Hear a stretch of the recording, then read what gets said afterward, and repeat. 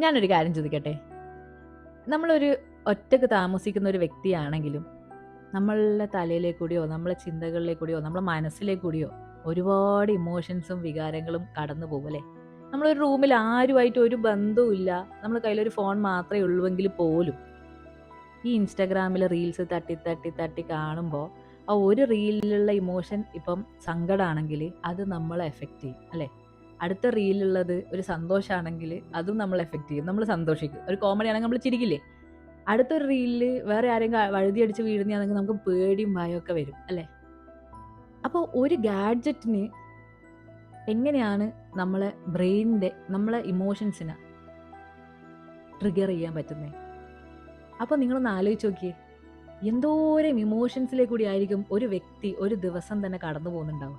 അതായത് നമ്മളെ ബോഡിയിൽ അത്രയും ഇമോഷൻസിന്റെ ഹോർമോൺസ് ഡെപ്പോസിറ്റ് ആവുന്നുണ്ട്. നിങ്ങൾ ഇതുവരെ ഇതിനെപ്പറ്റി ചിന്തിച്ചിട്ടുണ്ടോ? പ്രത്യേകിച്ച് രാത്രി ഉറങ്ങുന്ന സമയത്ത് അല്ലേ? പല ടൈപ്പ് റീൽസും കണ്ടിട്ടായിരിക്കും നമ്മൾ കിടക്കുന്നുണ്ടാവുക.